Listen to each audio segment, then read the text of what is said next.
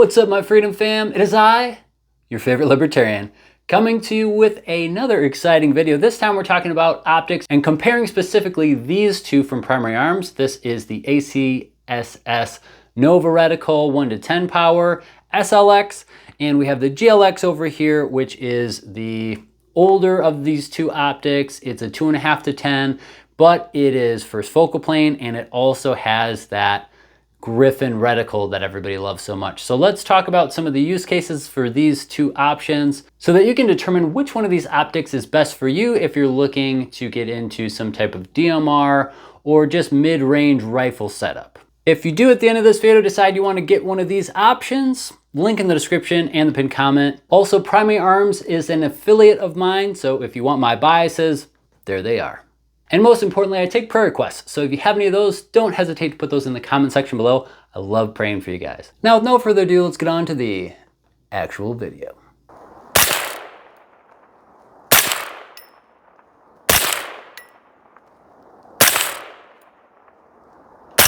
First focal plane versus second focal plane. This optic is a first focal plane optic, meaning as you are zooming in or out, the size of your reticle is changing. It's either getting bigger or getting smaller. And that is a benefit for this optic simply because you have that CQB reticle when it is at 2.5 power. So it's easy to acquire targets and use that kind of horseshoe and chevron combo to just get on something and start pulling that trigger at closer distances. And then as you zoom out, it expands and gives you all of the ranging options, the Christmas tree stuff, all that jazz. So that is what this is. It is a first focal plane optic. The 1-10 Nova is second focal plane, meaning that as you zoom in and zoom out, your reticle stays the exact same size. So whether you like that or not, that is what you get with this particular version of the ACSS Nova 1-10. Magnification range. The magnification range for this one is going to be 2.5 to 10.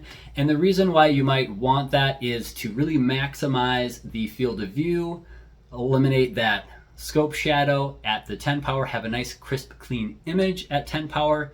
But to do that, you are going to be sacrificing some of the low end performance, being that you're not going to have a true 1 power with this. Now, I have seen mounts that allow you to have a piggyback red dot somewhere on here. So if you want that true 1 power, you can just switch to that red dot. But this is going to be better probably at the longer range with the 10 power. This is probably going to be a better option simply because you have more mil adjustment. Might also be good for hunting as well. You guessed it, this one is 1-10, meaning you have a true 1 power that you can use with that really bright illuminated red dot as a red dot if you want, kind of, and all the way up to that 10 power and all the magnification in between. Objective lens size and field of view. This bad boy has an objective lens of 44 millimeters, which is pretty humongous considering the other option. And it is doing a really good job gathering light. It is also doing a really good job at giving you just seemingly an infinite field of view. It's actually a 10-foot field of view at 10x and 38.5 foot field of view at 2.5 power. The Nova SLX is rocking a 28 millimeter objective lens. As far as field of view goes, this isn't really necessarily fair because the Griffin only goes from 2.5 power to 10. It doesn't go from 1 power to 10, but as far as the field of view goes at the max magnification at 10 power, it is a 10-foot field of view for both of these, so that's the same. But obviously this being a 1 power, you have a lot more field of view at that 1 power, and that field of view is 110 feet, which is pretty wild. PLX versus GLX versus SLX. This being a GLX scope, it is the gold line of scopes, and it has slightly better glass. And then you've got all this really nice knurling, you've got all of the really nice clicky noises, and it's just going to be overall slightly more premium than the SLX line. Now this SLX 1-10 ACSS Nova is part of the SLX line. Shocker. What does that mean though? Well, there's 3 different tiers for the lines that Primary Arms has their optics in. The first of which is the SLX, then there's the GLX, then there is the PLX, which stands for silver, gold, and platinum. This is part of the SLX line, which is the most affordable of all the lines. The other lines are going to have slightly better glass, slightly better features, but they are also going to cost more. So if you're looking for a budget option that still does a lot and is still really good, the SLX is great for that, because I think this optic comes in around 400, which is pretty insane, that you have a 1-to-10, red dot bright. The downsides, or I guess the things that you're not getting at the SLX price, is going to be the turrets that have the zero stops, that have all the information on the outside. These are cap turrets. You're also not getting your off positions for your illumination, so you can't just have it on the off position and then turn it right to the brightness you want. You have to go all the way from 0 to the brightness setting you want. You're also not getting that auto live battery feature like you do in the GLX line and above. That is something that you can add for, I think, under $50, but it's not included at this low price. Just so you guys know. Reticle versus Reticle.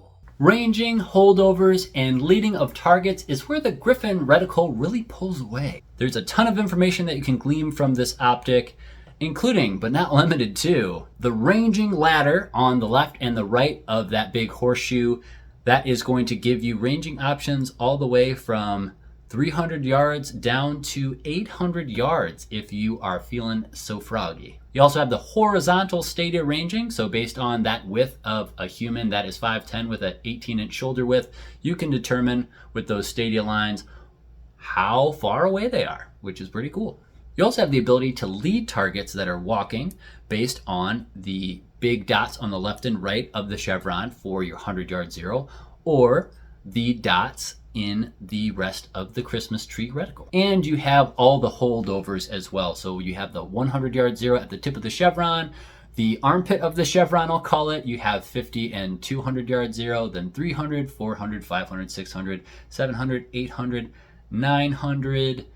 I think if you go all the way down, if you're doing a holdover, you could technically hold over at 1,000. You just wouldn't have the ranging to know for sure that they're at 1,000 yards, which is pretty nuts. And of course, if you decide that you want to make the reticle way smaller, you have that CQB option as well. As far as the reticle is concerned, this is where there's a big difference between the two optics. This one, I would say, is a less busy, more simplified. And I say that because you have the dot in the center. There's no chevron, there's no horseshoe, there's not a bunch of ranging stuff that is potentially getting in the way of what you're trying to look at, which is nice, but it does still have some things that will give you some information as opposed to just being a set of crosshairs and a dot. Now, while this is a simple reticle, you can still glean quite a bit of information from it. For instance, you can range targets still. So while the other one probably has a lot more ways of ranging targets, this still gives you some. And the main way that it gives you that information is based on the width of the target being an 18-inch wide human being and being about 5'10". So if you look here on the right side of your screen, you can see there is the 1 mil marking for 300 yards.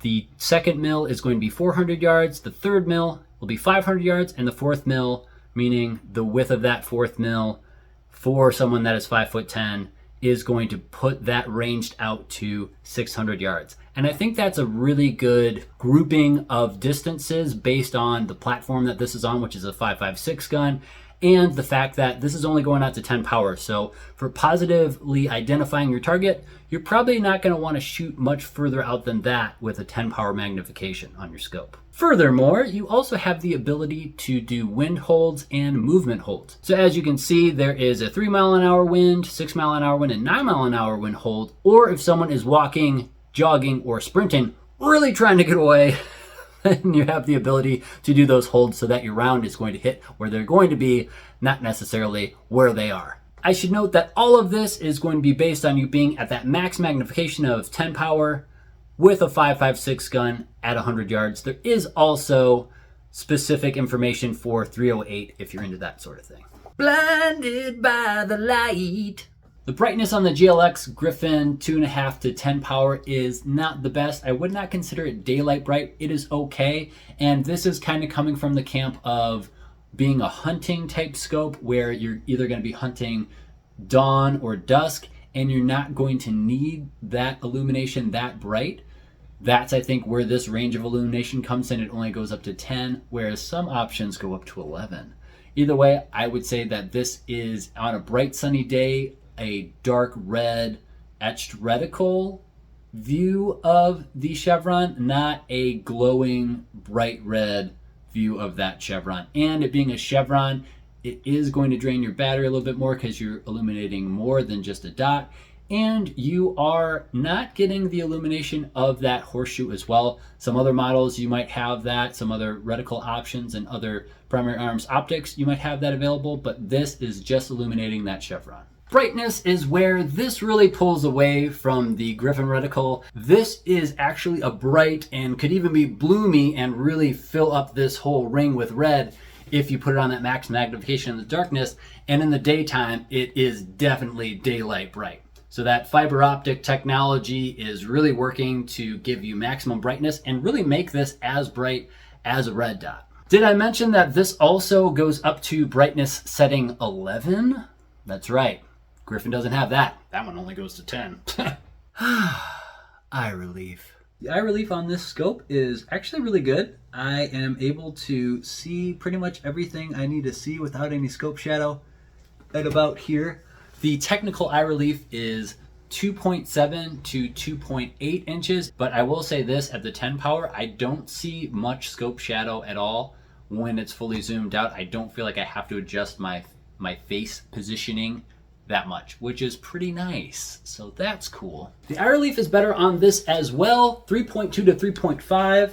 I'm guessing that variation is 1 power and max magnification for those two numbers, but I can have my face all the way back here and I can see that full ring, and then even at 10 power, just by scooching a little bit further, or a little bit closer I should say, to the scope, I can still see all of that field of view, which is pretty wild. Two rats? Tourette's. Oh, turrets. The turrets on this scope are actually really nice, really tactile clicks. Let's get a little ASMR.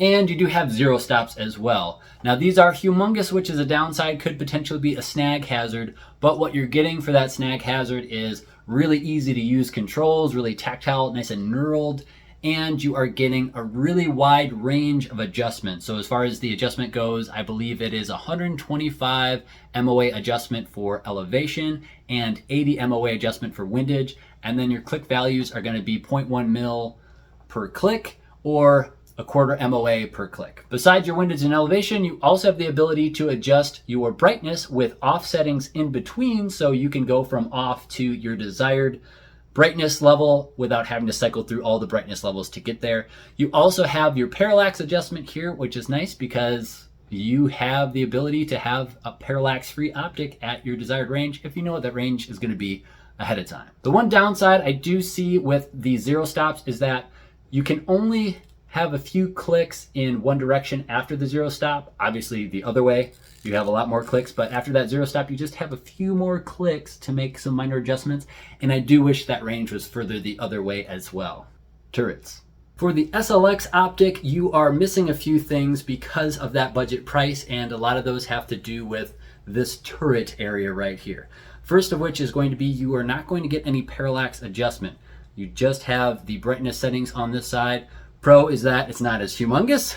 Con is that you're missing a few things. The other thing that you're missing on this particular turret is your ability to switch to the off position in between each one of the brightness settings. So you can't set it at the brightness setting you want and then just go from off to that.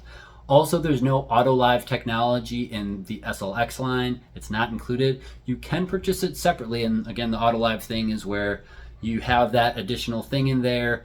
It shuts off after 2 minutes of inactivity, which would pair really well with this because you have no in-between settings. You'd set it at, let's say, setting 8. After 2 minutes it would shut off, and then you pick it up and it's at the setting you want. That would be perfect for this, especially since it's a red dot centric 1 power. You can purchase it separately, but again, you'd have to get it separately. On the other side and on the top, these are going to be your other turrets, and these turrets are going to be for your windage and elevation. These do not have any type of zero stop in them, and they are capped. So you're not going to have that quick adjustment on the fly if you are wanting to dial. This is a better optic if you are wanting to set your zero and then just do the holdover stuff. As far as the windage and elevation goes, you're also a little bit limited in your adjustments there. It's 40 MOA adjustment for both your windage and elevation, which is a lot less than you get with the GLX. You're also going to be a little bit limited on the fine tuning that you can do with your zero, because this, as opposed to the other optic, is going to give you a 0.2 MRAD adjustment or a half MOA adjustment for your click value. I'll also try to give you a little bit of ASMR with this one too. Wait! The weight of this one actually isn't too bad for its size, but it is a little bit heavier than the other option. This is 22.2 ounces. And the problem with that weight, with the length of this, is that some of that weight is going further away from your body, which is going to make it feel heavier. So if you're someone who wants a really lightweight setup and you're willing to sacrifice some of the Griffin reticle options and just the overall bigger objective lens and some of the other things with this optic, it might make more sense to go with the other optic over this one. Plus, aesthetically, you may or may not like this look. I kind of dig it, but you know, that's just me. This is a much smaller overall package, so snag hazard wise, you don't have those humongous turrets, and you also don't have that big objective lens over here. That's making this not only aesthetically a lot smaller and more compact, but also weight wise, it is trimming down that weight. So this, while having more magnification options than the other optic, is actually coming in lighter at 19.1 ounces, which is pretty cool. Ease of magnification. For magnification adjustment, it has this little nub right here, and it's got some good texture. It is smooth in moving back and forth, but it does not provide a lot of leverage. I would like to see either the folding mechanism option so that you can have that nice big throw lever to give you a lot of leverage, or I'd like to see just from the factory a little bit longer and a little bit more of a lever style than a nub style configuration for this. Now there are 2 screws here, so you can remove this. You might be able to switch it out for a foldy boy, but that would be an additional accessory that you'd have to buy. I was surprised that with all the bulk of the turrets and everything else that it didn't have something that sticked out more for the magnification adjustment, but here we are. For ease of magnification, this obviously is going to be a lot easier than that little nub on the GLX, but this is an aftermarket accessory. This is the UML. It just goes into a little channel, and there's 2 little screws that go in to lock it down, and it also folds. So if you want it out of the way, it can go out of the way too. But that is not what comes with the SLX optic. The SLX optic has a little nub that is kind of a long, straight piece that sticks out a little bit, but not too much where it would be in the way. And if you do want to swap it out, it just slides out the same way that this one slides in. Either way, both of those options are easier to use than the little nub that comes with the GLX for turning that magnification ring. As you can see, like so. Whoop-ah. Range time. Now, shooting with both of these optics was great. I didn't have any complaints, but I will say I like them both for different reasons. Now, if I'm just bench rest shooting at 100 yards, full magnification, second focal plane isn't really a big deal. 1 power, 10 power, I'm good with it, especially with that daylight bright red dot and the ability to have it fold into multiple rolls, CQB, a little bit longer range shooting, positively identifying at further distances. It's all great for that. Where I really liked it, especially for bench rest shooting, was that really clear, concise, finite aiming point, which was that crosshair or that dot. And without having all the other ranging stuff in the way, it was really easy to see all of my target and get my hits. But if I'm doing anything other than bench rest shooting, I prefer the Griffin reticle. It gives me plenty of ranging options. It gives me the ability to hit moving targets and lead targets.